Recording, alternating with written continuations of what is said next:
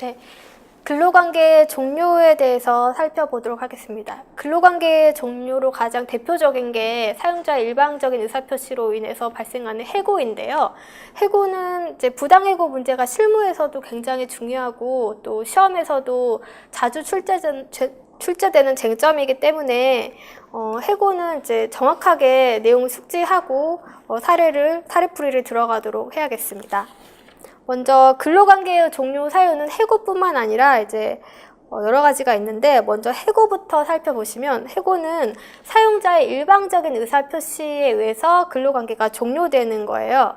그래서 해고인지 여부는 그 외형으로 평가하는 게 아니라 실질적으로 해고인지 여부를 판단하는 거예요. 그래서 이렇게 해고를 제한하는 취지는 근로자의 의사와 관계없이 사용자가 일방적으로 근로자를 해고함으로써 그 근로관계가 종료되는 근로자의 지위를 보장하기 위해서 마련된 제도인데, 이 해고는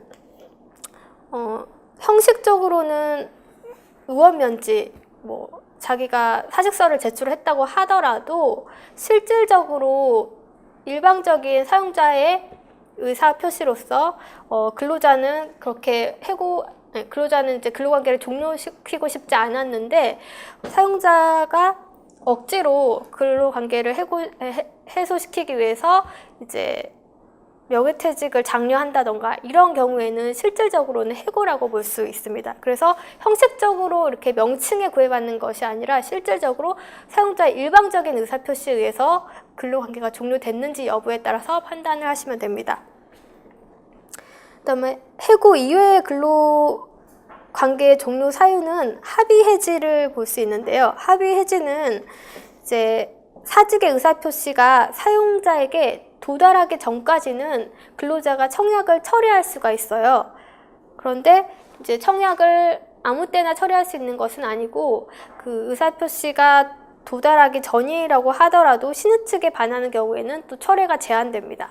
판례를 보시면 사직의 의사표시는 특별한 사정이 없는 한 당해 근로계약을 종료시키는 취지의 해약의 고지로 볼 수 있는 거예요. 그래서 이 해지의 통지를 하는 사직의 의사표시가 사용자에게 도달한 이상 근로자는 사직의 의사표시를 처리할 수 없다고 봤습니다.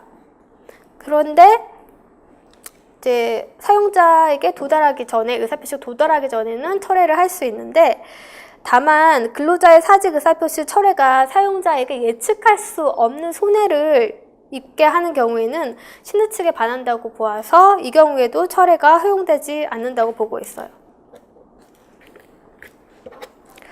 또 합의 해지와 해고의 문제가 발생할 수 있는데, 이 합의 해지를 했는데 과연 이것이 진정한 합의 해제인지가 문제가 됩니다. 근데 어떤 경우가 있냐면, 근로자가 마음속으로는 진정으로 근로관계를 종료시키고 싶지는 않았는데, 사용자가 무리하게 어떤 조건을 달면서 이제 근로관계를 종료하자고 권유를 한 거죠. 이때 이제 근로자가 고심 끝에 그래도 어쩔 수 없다라고 생각하고 근로관계를 종료시키고자 하는 의사표시로서 합의 해지를 한 경우에 과연 이것이 실질적으로 해고에 해당하는가 문제가 되는데, 판례는 우리 민법의 비진의 의사표시의 법리를 들어서 이 사직서 제출에 비진의 의사표시에 해당하지 않는다면 이것은 합의 해지라고 볼 수 있다. 실질적인 해고가 아니라 합의 해지라고 볼 수 있다고 봤는데, 이 비진의 의사표시는 민법에서도 배웠듯이 여기서 말하는 진이란 특정한 내용의 의사표시를 하고자 하는 표의자의 생각이지 마음속으로 진정으로 바라는 것이 아니잖아요. 그래서 실질적으로는 근로자가 근로관계를 종료시키고 싶지 않았다고 하더라도 나중에 여러 가지 조건을 들어보고 사용자의 권유에 이제 어쩔 수 없이 퇴직의 의사를 표시했다고 하더라도 그것은 비진의 의사표시로 볼 수가 없고, 그래서 그 비진의 의사표시로 무효가 아니기 때문에 정당한 합의 해지로 보고 있습니다. 그래서 이 사용자의 의원면직 처분을, 이 의원면직 처분이 바로 합의 해지랑 같은 의미거든요. 그래서 이 의원면직 처분이 정당하다고 본 판례입니다. 그리고 사용자의 일방적인 의사표시 이외에도 근로가 자동적으로 소멸하는 경우가 있는데, 그 경우는 당연퇴직 사유로서 이제 근로자가 사망하는 경우에는 당연히 근로관계가 종료가 되겠죠. 다음에 정년이 정해져 있는 경우는 정년이 지나면 근로관계가 종료가 되고, 또 근로계약 기간이 정해져 있는 경우는 계약 기간이 만료하면 원칙적으로 근로관계가 종료가 되는 거죠. 그런데 계약 기간이 정해져 있다고 하더라도 그 계약의 기간이 형식에 불과한 경우가 있어요. 이 경우에는 그 장기간에 그 근로의 기간이 형식에 불과한 경우에는 이게 계약서의 문구에 그 기간제 계약이라고 하더라도 실질적으로 기간이 만료돼서 이제 근로관계가 종료된 것을 해고라고 볼 수 있는 거예요. 그런 그 논거가 뭐냐면, 원칙적으로는 기간이 만료되면 종료하는 것이 맞지만, 그렇지만 한편으로는 이제 기간을 정한 근로계약서를 작성한 경우에도 예컨대 단기 근로계약이 장기간에 걸쳐서 계속 반복된 거예요. 반복되고 갱신된 경우에는 그 정한 기간이 형식에 불과하다는 거죠. 그래서 계속 반복적으로 다시 근로계약이 체결되었기 때문에 이 경우에는 당연히 근로계약의 기간이 형식에 불과하다라고 보아서 근로계약의 갱신을 거절하는 것을 실질적으로 해고라고 본 판례가 있습니다. 판례는 기간제 근로자에 대한 그 해고 법리에서 굉장히 중요한 판례니까 잘 알아두시고요. 그 다음으로 갱신 기대권이 인정되는 경우가 있어요.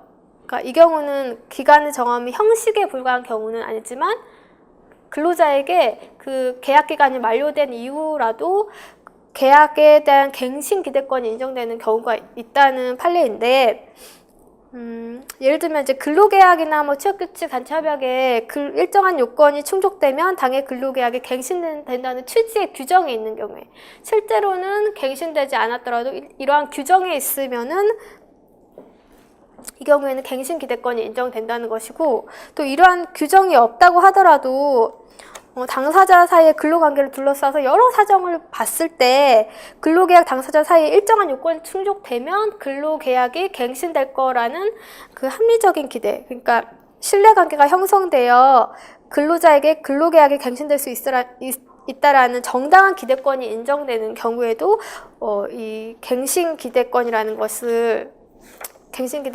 법리를 이용해서 판례가 갱신을 거절하는 것 자체를 실질적으로는 해고라고 보고 있어요. 그래서 정당한 이유 없이 갱신을 거절하면 부당해고로 판단이 되는 거죠. 다음에 이제 근로기준법상 해고의 제한 규정이 나와 있는데요.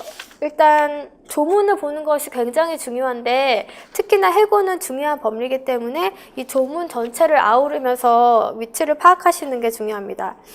23조부터 35조까지 중요한 조문을 조금 기재를 해봤는데요.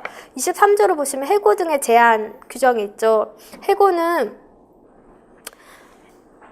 정당한 이유 없이 하지 못한다라고 규정되어 있고, 그다음에 24조는 이제 경영상 이유에 의한 해고 규정을 두고 있죠. 그러니까 일명 정리해고, 기업이 도산했을 때 이 정리해고에 대한 요건과 절차를 24조에 굉장히 구체적으로 설치를 하고 있어요. 그래서 조문만 보면 요건을 바로바로 이렇게 파악할 수 있기 때문에 경영상 이유에 의한 해고는 요건을 따로 암기할 필요가 없어요. 조문을 보시고 판단을 하시면 되고, 다음에 25조에 이 정리해고를 하는 경우에는 우선 재고용 의무가 있어요. 그래서 해고한 날부터 3년 이내에 당해 업무를 담당했던 업무에 대해서 그 업무에 대해서 신규 근로자를 채용할 경우에는 해고한 근로자가 원하면 그 근로자를 우선적으로 채용해야 한다는 우선 재고용 의무가 있습니다. 그다음에 26조에 해고 예고 제도가 있는데요. 그러니까 해고는 사용자 근로자를 해고할 때 반드시 30일 전에 해고 예고를 하여야 합니다. 해고 예고를 하지 않을 경우에는 30일 이상의 통상임금을 근로자에게 수당으로 지급을 해야 되고요. 그 다음에 27조에 보시면 해고 사유 등의 서면 통지가 있는데, 해고는 그 해고 사유와 해고 시기를 서면으로 통지하여야 한다고 되어 있어요. 그러니까 그냥 해고를 서면으로만 통지하면 되는 것이 아니라 그 서면에 해고 사유와 해고 시기를 명확하게 기재를 해야 된다는 거죠.